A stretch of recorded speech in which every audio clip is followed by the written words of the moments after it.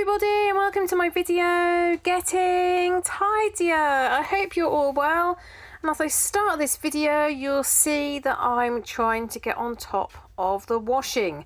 We've been away and like you all know, when you come back there's always plenty of washing to do. I got up in the morning and sorted out breakfast. As you can see, my husband's still in Birmingham, so I made breakfast and then cracked on with the kitchen. Now, it's easy to look at the kitchen and think, oh my goodness, it's got back exactly as it was. I'm sure you all sometimes have that situation. I know some of you are extremely tidy, but I know lots of you are very similar to me in terms of on a bit of a journey yourself, in terms of sorting things out, tidying things up and generally decluttering. But you just can't look at it like that, because you've got rid of so many things, you've tidied up so many things, you're so much more organised than what you used to be, so for sure you'll get on top of things much quicker than in the past. So you can see I did that pan round and then I got stuck on with the kitchen. Now you'll see my video is slightly different. It's a little bit like how my old videos used to be, and that's because the tripod was still in Birmingham with my husband. So as you know, we were in the northeast for the weekend. We travelled to Birmingham Sunday evening. My husband was working in Birmingham Monday, Tuesday and then travelled back Wednesday. So me and my daughter looked around Birmingham on the Monday. Some of you might have seen the clips on my other channel, Emma's Life in Norfolk, where we had a little look around Birmingham Cathedral and had a look around some of the shops. We had a nice day out on Monday. And then we had Nando's for dinner, and then Tuesday my husband had sorted out all the tickets, put them all on my phone and everything for me, and we travelled from Birmingham to Peterborough and then Peterborough to Norwich. I don't know, I'm not that experienced travelling by myself. Obviously I'm not by myself, I'm with my daughter, but I mean without another adult. Even when I was working in Birmingham and working in Manchester, I usually travelled back on the train or the coach or the bus with others. So I can't think of an occasion where I was by myself. To be honest, I get around by asking people. I looked at the big board in New Street, is it New Street Station in Birmingham? And I was just looking across the top for Peterborough. And I said to the man who was there about, oh, you know, can you help me? And he instantly told me the platform. And what I was realising, the destination wasn't actually Peterborough, and I was looking at Peterborough at the top, whereas that was just, the train was going somewhere else and stopping at Peterborough. And when we arrived at Peterborough, there were loads of Sunderland fans all travelling to Norwich for the football match, and of course Sunderland is right up the northeast where we'd just been, so that was funny. And I mean, I didn't have that much by way of bags, but I did bring all the dirty washing home, so it could all be, I could get that on, and as soon as I got in. And I also had the laptop and my daughter's tablet in the suitcase, so it ended up being really quite heavy. Moved it all over from platform 5 all the way over to platform 6. Sat down for 5 minutes on platform 6 and they said that there was a fault on the line. And we had to go all the way back to platform 5, which was not fun. And I was very thankful I only had one bag, only had one suitcase. All the main bags, like, and the tripod and everything else, all the decorating things, of course, were left in the car. My husband drove back on Wednesday. So on the journey back, I also got my laptop working. Oh, can you believe my new laptop from work? On the way up, I couldn't get it. The screen just went blank, and I called the person from IT, and he said, oh, you need to put a pin in it to reset it, which is all very well if you go around your business, about your business, with a stack loads of pins in your pocket, which I don't. He said to me, oh, have you got a pin nearby? And I was sitting in the car travelling up to the northeast. I thought, yeah, I've got a little sewing basket here. Sorry, I made myself laugh then, but I thought, what a ridiculous thing to say. So no, I did not have a spare pin or a sewing set or a sewing basket on the way in the car. And then on the way back, I sat down and thought, my daughter's going to do some schoolwork. She's going to do some revision for some exams. I'm going to do some finishing off my emails. And of course I suddenly remembered, oh, I haven't got my sewing basket. But my daughter made the very good point. She said, what about using this pen, Mummy? Now, I've got a very sharp nib and the pen worked. So the laptop jumped into life and I did some work on the way back. In between these two men from Sunderland asking me various questions about Norwich City Football Club and Norwich and etc, etc. Then I tested my daughter on some of her science and they started joining in the tests. Anyway, I just wanted to get stuff finished off as much as possible. Things are ramping up with my car charity convoy. We've now raised, I think it was £270 at the last count. I've had two small businesses give £50 each, and of course all the others are paying £5 or £10 per car. So I'm really pleased about that. And I've sorted out, we've got some merchandise because a lady is sorting out car stickers.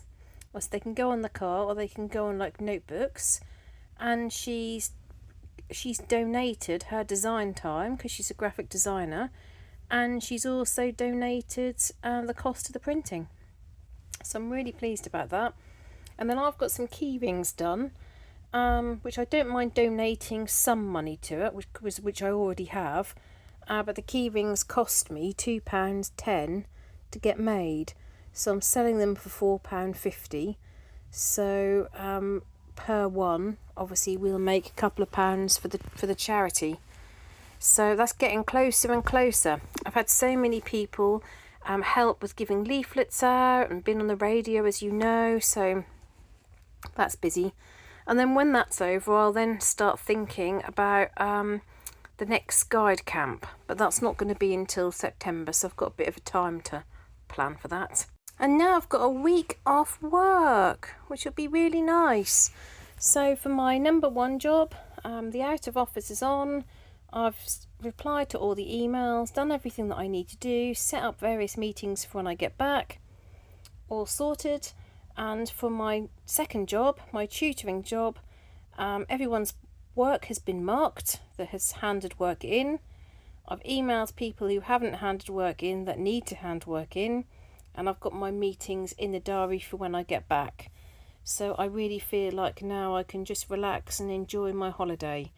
And you can see on the video how quickly I'm getting the kitchen back to where it should be in terms of reset. So I like it when I move everything from the left over to the right to keep that left side completely clear, because that's where people, if they come to the door or come into my house, they can look straight into the kitchen. So I'm trying to encourage everybody to put their dirty plates and cups and everything on the right hand side. I also mentioned today about how people leave food on their plates and explained how it's for them to put their food in the food bin. So we'll see. So I'm interested to know what you're all doing for Easter. Do you have any traditions in your family? Do you do any particular things? Is Easter an important time for you? So Easter is a very important time for us. We won't go away over the main Easter holidays because for us it's a time where we spend time with family. So we'll be back for Maundy Thursday and we'll see my dad. On Good Friday, we'll very much talk about what happened in terms of the historical information about Jesus and everything that Jesus went through. Actually, just before we left, I ran back to get my book about famous paintings that you should see in your lifetime. It's 50 paintings that you should see in your lifetime. And I ran all the way back. My husband turned the car around to go back into the house to get it. And I thought, leading up to Easter, every single year there's certain books that I read in a Bible story book. It's a Bible story book that I got when I was about 10 or 11. My mum and dad got it for me for Christmas. And I read those stories over and over and over again. Of course, now I've read them to my daughter. And I like reading them just on the lead up to Easter. So I ran upstairs and also got that book. So I'll be reading that over the course of the next few evenings. And then Friday we always go out to a family grave, a family member whose Easter was the most important time of the year. Far more important than Christmas for her. So Easter was a time that she believed was incredibly special and important, as most Christians do, but for her it was more important than Christmas, as I said. So we always go and take some flowers out to her grave. The Saturday, we've probably not got plans to do that much. And then the Sunday, Easter Sunday, we'll get up in the morning. We might have a bit of a hunt in the garden. We might go to church. We haven't decided yet. And then we'll go to my mum's for lunch. The only thing is, we've still got a very small amount of painting to do. So my husband was saying that he's going to go back to finish this last bit of painting. So the 16th, I've got the DIY man doing some jobs. So he's going to do two bits of skirting and some edging of the bathroom, which the plaster are completely messed up. So he's going to get that done. He's also going to repair my 2 outside gates, hopefully on the same day. My husband needs to finish off these last little bits of painting, and then I need to schedule the flooring. So I spoke to the floor company today because I'd ordered all the flooring, and he's checked the stock and then said, oh, we don't have that lino that you chose for the kitchen diner. So I said, oh right. He said, I'll have a look to see what we do have. So he sent me one that, to be honest, the picture looks identical to the one that I chose, but this one is £160 less. So I was sort of querying that. I thought, is what he's saying real? Is this serious? And it was £160 less. It's a bit thinner, but he says that they've fitted it in loads of houses and not had any issues. So you can see on the video at the moment, my daughter is doing some revision because in the afternoon Grandad came round, so she's doing some work in the morning and then just playing games and having fun before we go on holiday, because she didn't want to spend time while we're away in Holland doing schoolwork. I think it's very important for children to have a break.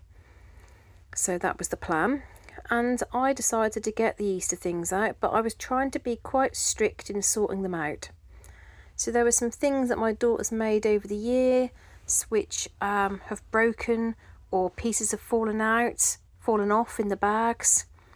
There were some things which are now a bit too young for her, so I decided that we could get rid of those. So I was just trying to be quite strict. There were some little chicks which are completely squashed, all the feathers have fallen off. There were a few things that I was checking with her. You can see me holding them up to ask her whether she wants to keep them or not. Of course, there are many things that I don't want to get rid of because we made together. So you can see the things that I'm putting on that little Easter tree. There's lots of different things that we made together, and she was from about the age of 3 maybe. We made different little crafts, Easter crafts, and there's a couple of little lamb toys there. Now these are ones that my mum had kept for, I don't know, about 35 years in her loft.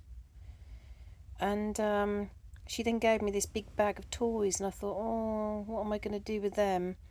But there were 2 little lambs, so they just ended up being Easter decorations. They come out for Easter and then they go away. So I managed to get rid of probably one bag of Easter bits. Well, it was one bag of rubbish, bits and pieces that were past it, and another bag to donate. So sort of different bits and pieces of Easter related crafts that I thought somebody else might enjoy doing. You'll see in a minute, there was a little sort of just time of reflection really.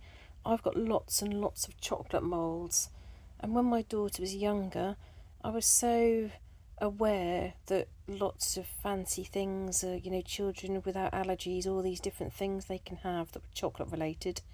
So I bought all these moulds and I made chocolate from scratch.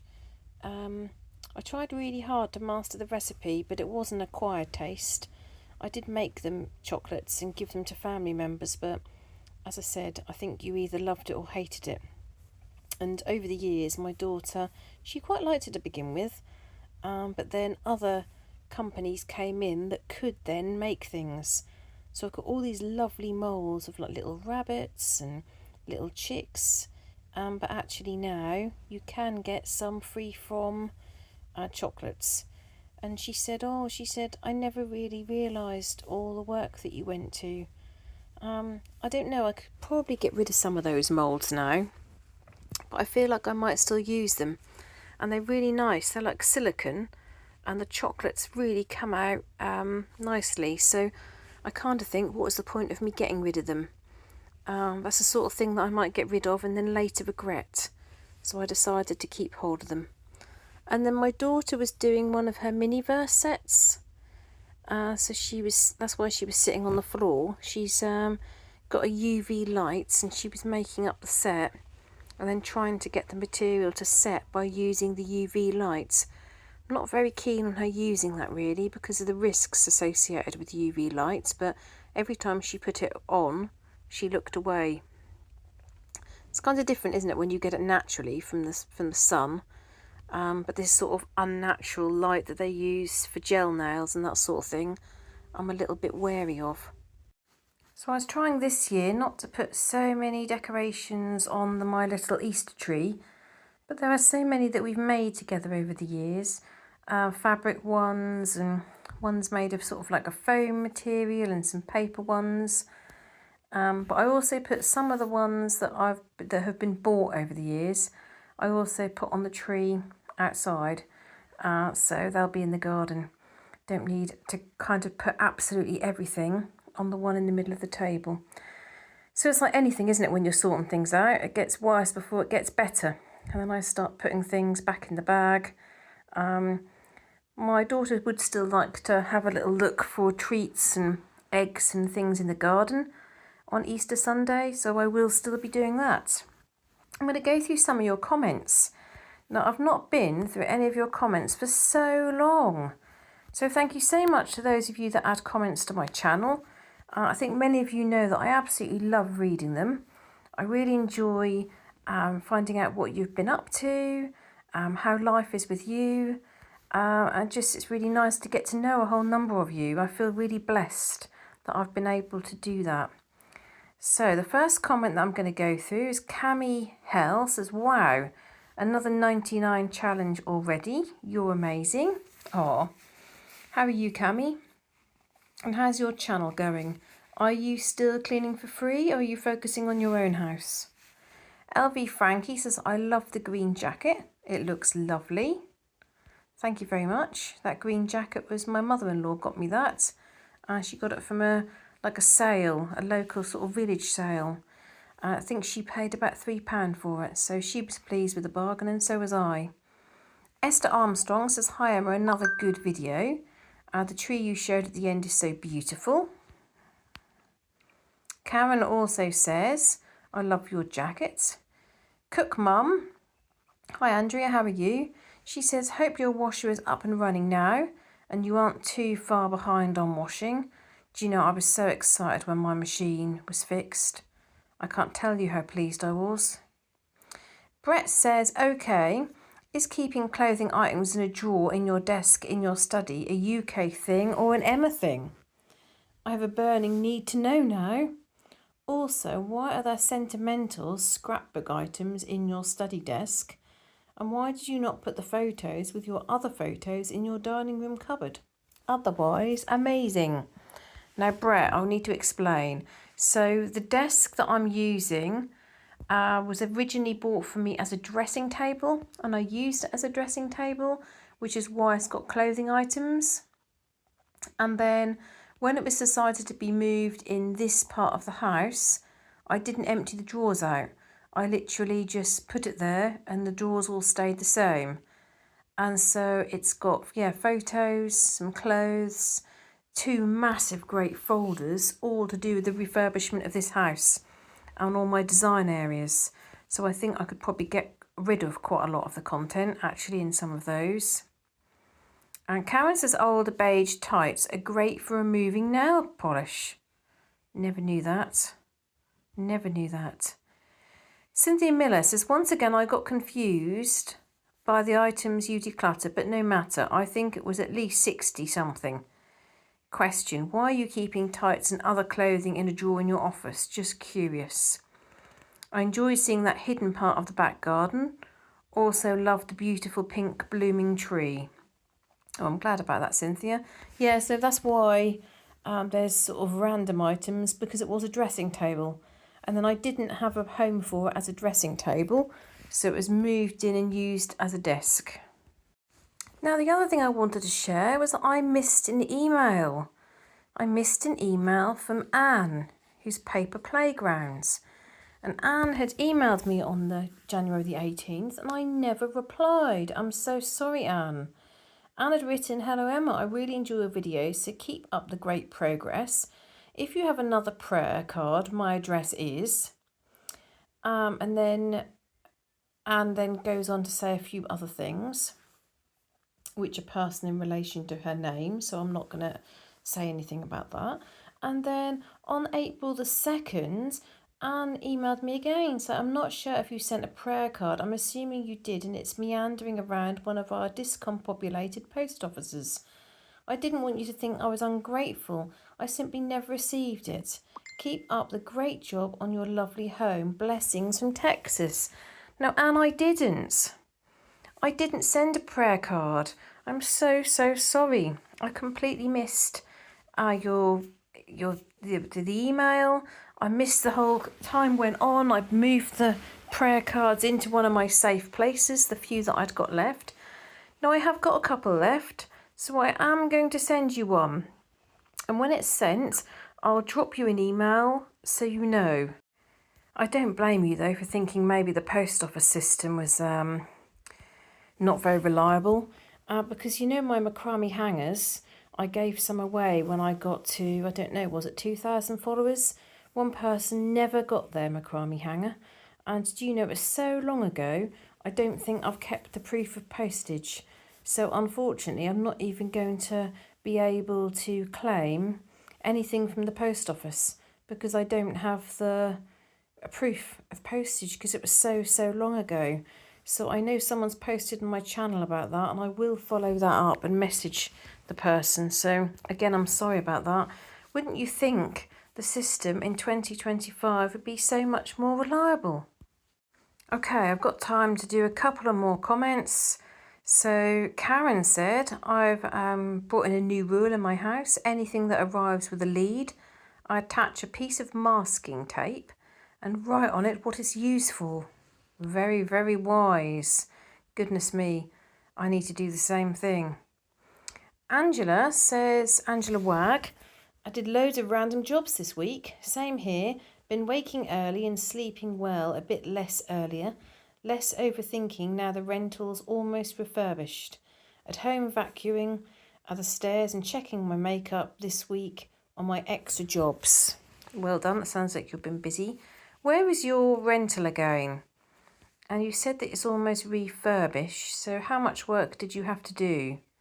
I'm interested, Angela, in what jobs you've been up to. Sarah Keem says the biggest mindset change I have had re-decluttering and bringing things into my home is that I can appreciate that something is beautiful, but I do not have to own it. Like you said then, I don't have to find a room for it. There is also a big difference between want and need. I absolutely agree with you, Sarah. And I went out with my mum and my daughter on Wednesday to this bug place. It's really good. It's had a lot of media attention in Norfolk. It was a really lovely afternoon out. You could easily make it a whole day out, to be honest. But I picked up these lovely tea towels and I said to my mum, I really like these. And then I quickly said to my daughter, but I don't want them. Because I'm always conscious of the fact that she'll think, oh, I could get them for mummy for birthday, which is very thoughtful. But I don't want them or need them, do I? So my mum said she's exactly the same. She now likes looking at things and she'll have a look at something and think, yeah, that's really nice. I really like that. I admire that, but I don't want it. Heather says, another great video, Emma. You're mentioning about the moving husks in your brown rice made me declutter my old flour packets. I hadn't thought about the eggs. Thank you. I lost my 3-stone pregnancy weight with Slimming World. I still go to my group each week, even though I'm at my target weight. It's free to attend once a target member. Met some lovely people and it's good to keep me on track. I also watched Shannon Terren's Her Mum Makes Me Laugh. Looking forward to watching your next video from Heather. Wow, Heather, you've done fantastically to lose 3 stone. That's really good. And as for the husks in the brown rice, yeah, with the eggs, I'm glad that my discussion about that was some use to you. But well done on the weight loss. That's fantastic. Jonas. No, I was going to say, I don't recognise this name. Jonas, I hope I'm saying that correctly. Joyness, Joynyss. Hi, I'm a new viewer. Welcome. I heard from you from Steph at 5 Free Cleaning. What, Steph at 5 Free Cleaning mentioned my channel? If so, that's very, very good of her. When I travel, I get magnets and or Christmas ornaments. They tend to be more affordable and easy to pack, and every time I see them, I have a memory of the trip. That's a lovely idea. I really love that. Thank you for sharing that. Stacey says, Emma, you're moving along absolutely amazing. Happy worry and stress-free Wednesday. Blessings. I enjoy watching and listening to you talk. Very soothing. Continue to press on. You are doing wonderful. Stacey from Virginia. Karen Davis says, I loved when you quoted your daughter, asking what happened to her carpets. And you reminded me that I need to clean my Dyson filter. So I wrote that on my to-do list for tomorrow. Thank you. I'm pleased about that, Karen. Nan Holmes says, I don't get ads because I watch you on YouTube Premium. You're really getting good at decluttering. Our Mother's Day isn't until May the 11th here in the US. I hope you had a wonderful Mother's Day, North Carolina, Nan. Thank you. Dulcie Rose says, hi Emma, thank you for your concern over whether I was okay. The answer is yes, thanks. I'm getting back on track now. How are you doing now, Dulcie? Because that was 8 days ago. Have things continued to improve? And my last comment for today is Katrina Valles. Now, Katrina has gone to Italy. She's watching from Casal Monferrato, where it's 9 degrees compared to 34 at home. Drove to Lake Como straight from the airport after 20 hours of flying. I did some washing and used the radiator to dry it. It was so funny as it reminded me of you. Oh, that's nice. So that brings me to the end of today's video. Normal videos will resume very soon, but I hope you'll enjoy seeing these last few clips at the end.